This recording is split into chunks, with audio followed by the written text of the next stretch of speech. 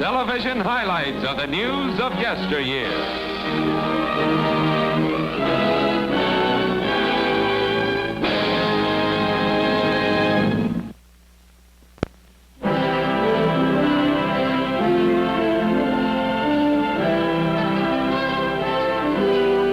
It's 1917, and America is embroiled in a world at war. And feeding doughboys at point of embarkation are America's Angels of Mercy, women of the American Red Cross. Since granted its charter by Act of Congress 5th of January 1905, Red Cross has waged constant war against human suffering. In battle-torn France, Red Cross ambulances are familiar sights. Red Cross ambulance drivers, heroic figures to the wounded and worried warriors of democracy. And Red Cross workers are never far from the fighting front, are ever on hand to aid the battle-weary soldier. Ah, American cigarettes, almost as thrilling as letters from loved ones at home. At base hospitals in England, Red Cross nurses care for the inevitable casualties of war. Here, Red Cross women help heal the hearts that must beat in broken bodies, nurse the wounded back to normal thinking, normal life. They see deep suffering and must deeply suffer too, but still they laugh and play as if their hearts are light, for this is help for the wounded. At home, as well as at base hospitals and the fighting front, Red Cross workers of World War I aid our troops abroad. With time, as well as needle and thread, they give whatever help they can to those who are overseas, or, like this sailor, going over soon. And when our victorious troops return, Red Cross nurses are first to welcome them back home. But heroics are not forgotten. After peace is won, Brunswick, New Jersey becomes site of memorial to the heroism and sacrifice of the Red Cross ambulance driver in midst of war. They too were courageous at Chateau Thierry, Meuse-Argonne, and the Marne.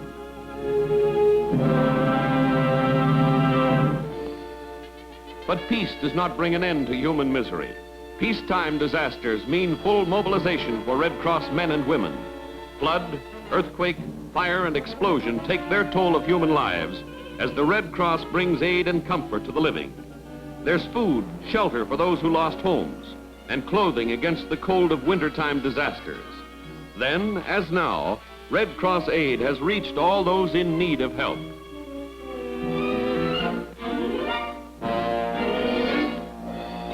And as times have changed, so have the equipment, organization, and look of the Red Cross.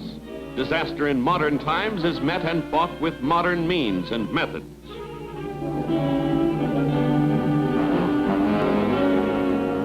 Today, the Red Cross offers aid not only in times of trouble. Red Cross workers are bringing important know-how into the American home. For example, showing brother how to be mother to baby.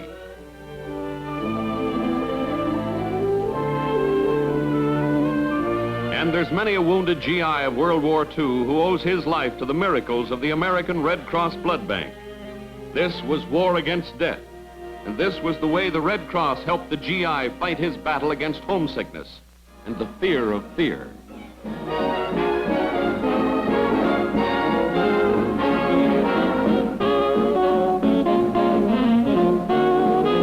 Draftees of the early 40s will probably never forget the arms and smiling faces of Red Cross girls who danced with them nights before secret sailings, and then often tearfully waved them off to war. Nor will those who came home to lie in hospitals, some to live forever in the wards, forget the Red Cross shows, the bright bedside performances, or the big gay gatherings on hospital lawns. For the Red Cross could not forget that war goes on for some soldiers.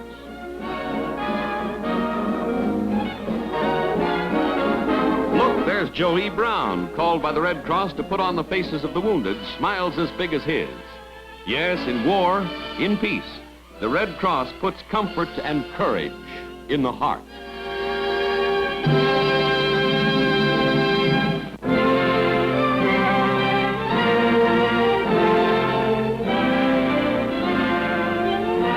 Lawrence B. Sperry, inventor. And here's his creation, the gigantic Sperry gyro stabilizer. Sway of big instrument is expected to prevent sway of big ocean liners when the sea is rough. This is 14th of April, 1922. And top nautical minds of times wonder if overgrown gadget will work. Tests and time prove it'll work all right. And a few years later, it's boon to ocean travelers. Big feather in cap of inventor Lawrence Sperry.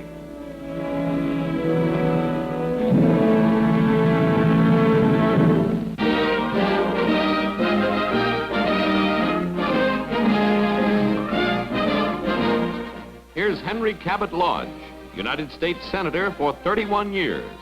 Shown here not long before his death in 1924, Lodge was senior senator last few years of his career on Capitol Hill, was prolific biographer, as well as outstanding figure in American politics.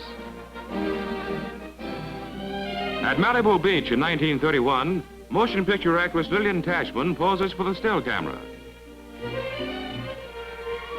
But here comes husband Edmund Lowe proposing a swim. Nope, let's do that over again. At Malibu Beach, Lillian Cashman stops posing for publicity stills to say hi to husband Edmund Lowe. Was that better?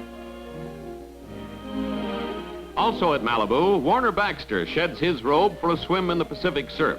Already in the swim is actor Neal Hamilton. Baxter can brave any danger now, for just recently he won an Oscar for his portrayal of the adventurous Cisco Kid.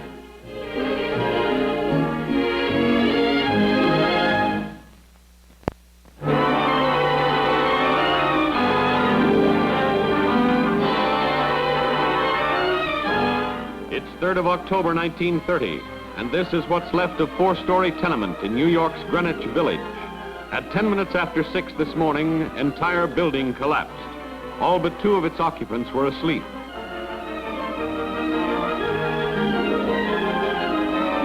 Out of the rubble and ruin, police and firemen dig 14 bruised and bleeding persons, and 5 of them are dead. Condemned as unfit, building was seen to quake and tremble on several occasions prior to catastrophe. Grim evidence that tragedy could have been avoided.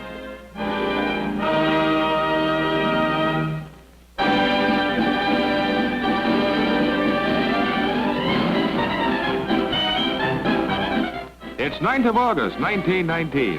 And at Camp Upton, famed mobilization center during First World War, circus performers give their best for doughboys still in uniform.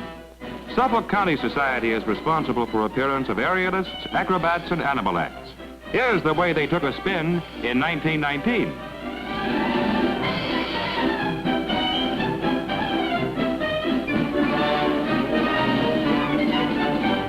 It's all free for soldiers and their guests, and no circus is complete without the delightful doings of well-trained dogs.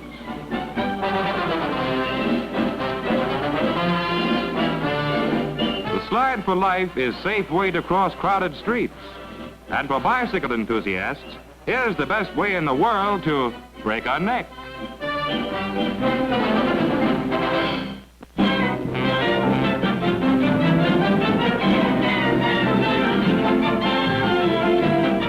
Air-going lawnmower. Designed to clip clouds while on the wings of the wind, this cockeyed contraption of the 1920s can't even cut grass. But then it's not a lawnmower, but a designer's dream of a plane that will rise vertically and then fly away. Dream turns into nightmare, though. It just can't get off this earth.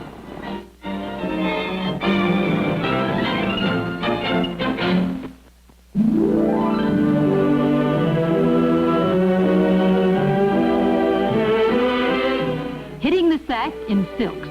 Here's a long look back to the early 1930s to lounging fashions for men with plenty of time to lounge.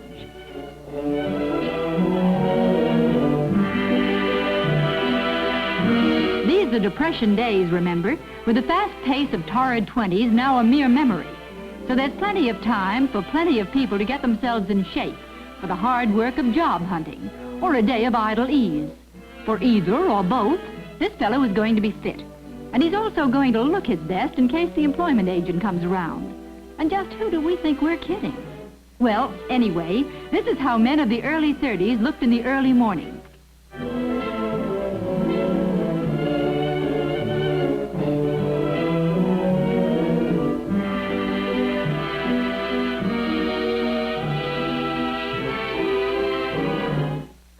put their libraries to good use. Well, we can dream, can't we? Here's a lengthy showing of what men in the early 30s used for shorts. The flashier and fancier, the better, according to the fancy pants of the times. Since this is what he wore where it didn't show, just think of the terrible flurry and flash he must have sported on his ties. Everything he wears is silk, so the poor worm wouldn't recognize it. The worm who spun it, not the one who wears it, we mean.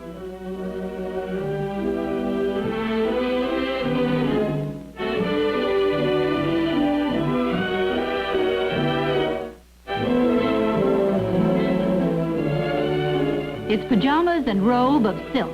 The man of the Depression 30s is dressed to kill, but all he has to kill is time.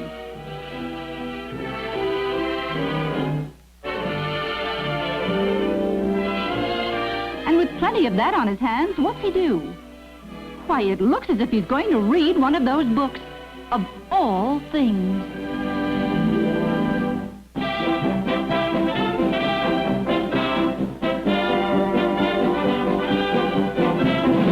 It's 1919, and at Alameda, California, crews of Washington and California are off to fast start in important Pacific Coast Regatta. It's smooth going at first, but then crews row into rougher waters, too rough for the crewmen from California.